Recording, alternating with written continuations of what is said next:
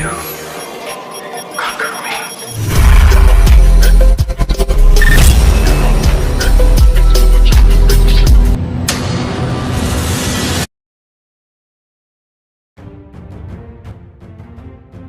মোহাম্মদ বিন কাসেম ভারতীয় ইতিহাস, বিশেষ করে মুসলিম শাসনের ইতিহাসের সাথে এই নামটি ওতপ্রোতভাবে জড়িয়ে আছে। ইসলামের প্রাথমিক যুগে এই তরুণ যুবকই এই উপমহাদেশে ইসলামের ঝান্ডা হাতে হাজির হয়েছিল।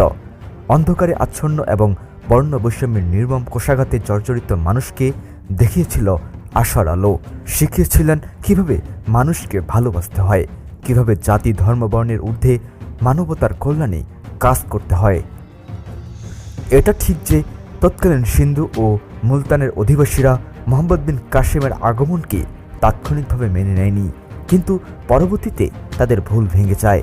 তারা বুঝতে সক্ষম হয় যে আসলে মুসলিমরা সাম্রাজ্য বিস্তারের জন্য আসেনি, তারা এসেছে মানবতার মুক্তিদূত হিসাবে, অন্যায়, অবিচার, বৈষম্যহীন একটি সমাজ উপহার দেওয়ার জন্য।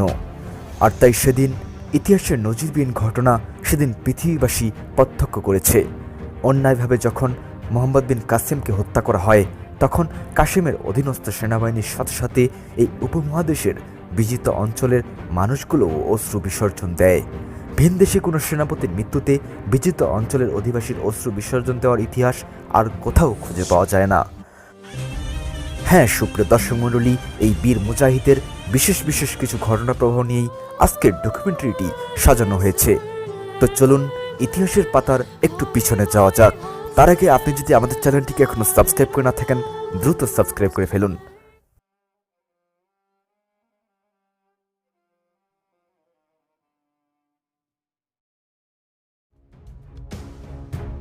প্রথমে জন্ম পরিচয় নিয়ে কথা বলা যাক।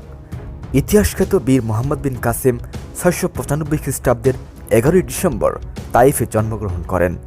তাইফের তাকিফ গোত্রভুক্ত মোহাম্মদ বিন কাসেমের বাবার নাম কাসিম বিন ইউসুফ।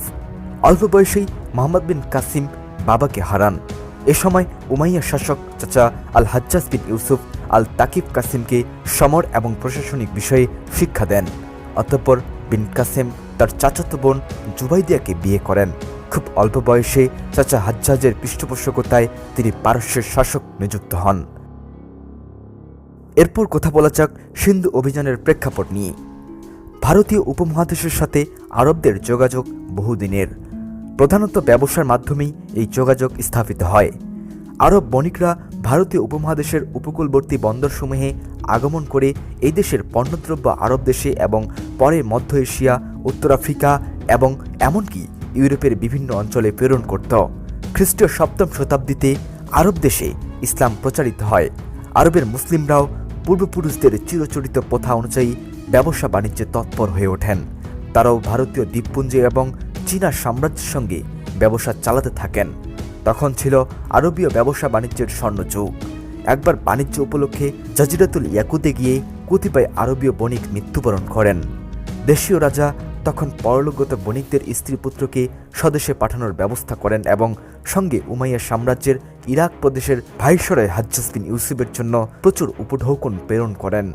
কথিত আছে যে 8টি জাহাজ ভর্তি উপঢৌকন হাজ্জাজের নিকট প্রেরণ করা হয়। তখন আরব দেশের পথে প্রতিকূল বাতাসে তাদের জাহাজগুলো সিন্ধু দেশের দেবল নামক বন্দরিতে নিত হয়।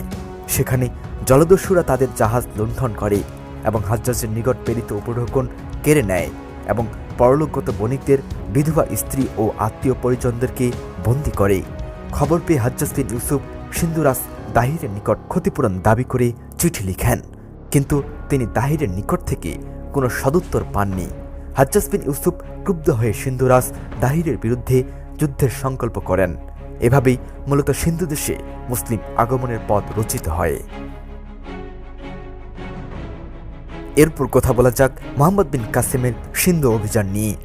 মোহাম্মদ বিন কাসেমের অভিযানের প্রস্তুতির জন্য হাজ্জাজ বিন ইউসুফ বাছাই করে অতি দক্ষ সৈন্য নিযুক্ত করেন এবং মোহাম্মদ বিন কাসিমকে 6000 ঘোড়সওয়ার ও 3000 উটের ব্যবস্থা করেন।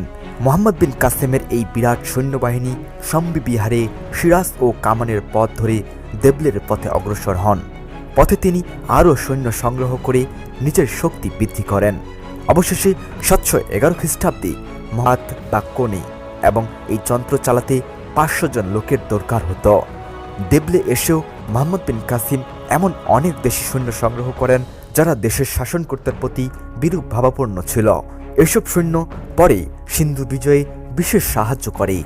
দেবলে দুর্গ পাথরের দ্বারা তৈরি ছিল এবং অবরুদ্ধ সৈন্যরা আক্রমণকারীদের বিরুদ্ধে দৃঢ় প্রতিজ্ঞ হয়ে প্রাণপণে যুদ্ধ করে।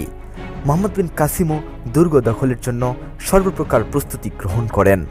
তিনি চারদিকে পরীক্ষা খনন করে সৈন্য মোতায়েন করলেন। প্রথমেই মুসলিমরা দেবলের মন্দিরের চূড়ান্ত নিশান নামিয়ে ফেললেন, যাতে অবরুদ্ধ হিন্দু সৈন্যদের মনোবল ভেঙে পড়ে। 1000 সৈন্য মোতায়েন করেন। এদিকে দেবলের পতনে সিন্ধুরাজ দাহির বিশেষ বিচলিত হলেন না। তিনি মনে করলেন সামান্য বাণিজ্য বন্দর পতনের ফলে তার বিশাল রাজত্বের বিশেষ ক্ষতি হবে না। তিনি সুযোগ মতো মুসলিমদের সঙ্গে শক্তি পরীক্ষার জন্য প্রস্তুত হতে থাকলেন। অন্যদিকে মোহাম্মদ বিন কাসিম নিরুন যাত্রা করলেন। নিরুনের অধিবাসীরা মুসলিমদের নিকট সম্পূর্ণ আত্মসমর্পণ করল। অতঃপর মোহাম্মদ বিন কাসিম প্রায় বিনা কষ্টে শেওরান জয় করলেন। মুসলিম সেনাপতির এরূপ অপ্রত্যাশিত বারংবার বিজয়ে সিন্ধুরাজ দাহির বিচলিত হয়ে পড়লেন এবং রাওয়ার নামক স্থানে গিয়ে নিজ সেনাবাহিনী সাজিয়ে আক্রমণকারীদের মোকাবেলা করতে কৃত সংকল্প হলেন। সিন্ধুরাজ এখানে তার সমস্ত শক্তি নিয়োগ করলেন এবং বিপুল হস্তবাহিনী সহ যুদ্ধের জন্য প্রস্তুত হলেন। মুসলিম বাহিনীও প্রস্তুত হল, কিন্তু প্রকৃতপক্ষে কয়েক মাসের জন্য যুদ্ধ বন্ধ ছিল, কারণ ইতিমধ্যে অধিকাংশ মুসলিম সৈন্য কার্ভি রোগে আক্রান্ত হয় এবং তাদের ঘোড়াগুলো পীড়িত হয়ে পড়ে। কিন্তু হাজ্জাজ বিন ইউসুফের অত্যন্ত সতর্কতামূলক ব্যবস্থার ফলে মুসলিম সৈন্যরা প্রত্যাশিত অপ্রত্যাশিত সকল প্রকার দুর্যোগের হাত থেকে রক্ষা পায়। হাজ্জাজ তখন এই যুদ্ধে ছিলেন না। তিনি সৈন্য পাঠিয়ে দিয়েছিলেন, কিন্তু শুধু সৈন্য পাঠিয়ে তিনি ক্ষান্ত ছিলেন না।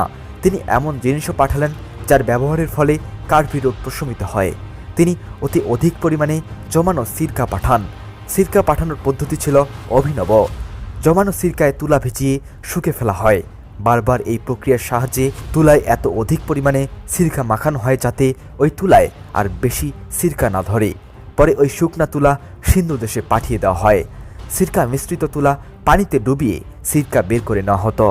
প্রচুর পরিমাণ সিরকা পাওয়ায় মুসলিমরা স্ক্যারবি রোগের সাথে পাল্লা দিতে সমর্থ হয়। এইবার মোহাম্মদ বিন কাসিম রাওয়ার আক্রমণ করার সংকল্প করেন এবং নদী পার হওয়ার জন্য নৌকার পুল তৈরি করতে আদেশ দেন। সম্পূর্ণ প্রস্তুতির পর 712 সালের জুন মাসে তারা নদী অতিক্রমণ করে দহিরের সাথে সম্মুখে যুদ্ধে ঝাঁপিয়ে পড়ে। দুই দিকেই সৈন্যরা বীরত্বের সাথে যুদ্ধ করে, কিন্তু আরব সেনাপতির বিশেষ পারদর্শিতা এবং আরব ধনুবিদদের শ্রেষ্ঠত্বের কাছে দাহিরের সৈন্যরা পরাজয় বরণ করতে বাধ্য হয়। দাহির যুদ্ধক্ষেত্রে মৃত্যুবরণ করে। নেতার মৃত্যুতে হিন্দু সৈন্যদের মনোবল ভেঙে পড়ে এবং তারা যুদ্ধক্ষেত্র পরিত্যাগ করে। ফলে মুসলিম বাহিনী চূড়ান্তভাবে সিন্ধু বিজয় করে নেয়।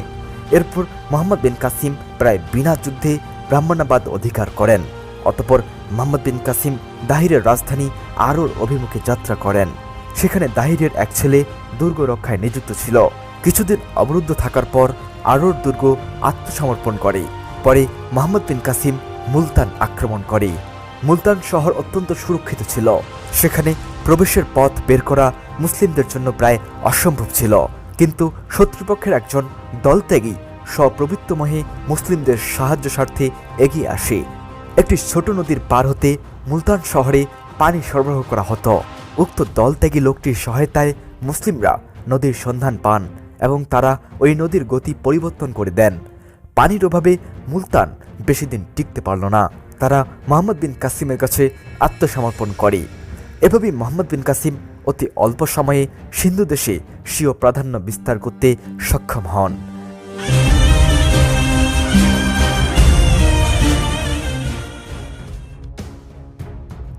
এরপর সিন্ধু দেশে আরবদের শাসন ব্যবস্থা নিয়ে কথা বলা যাক।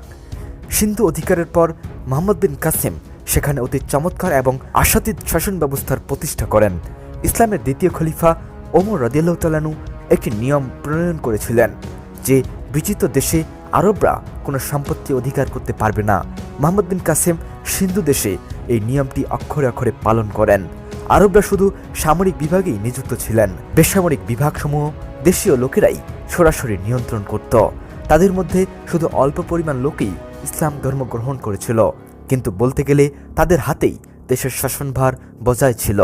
মোহাম্মদ বিন কাসেম অধিকৃত অঞ্চলের অধিবাসীগণদের আহলে কিতাব হিসেবে আখ্যা দিয়েছিলেন এবং তাদেরকে জিম্মির মর্যাদা দান করেছিলেন।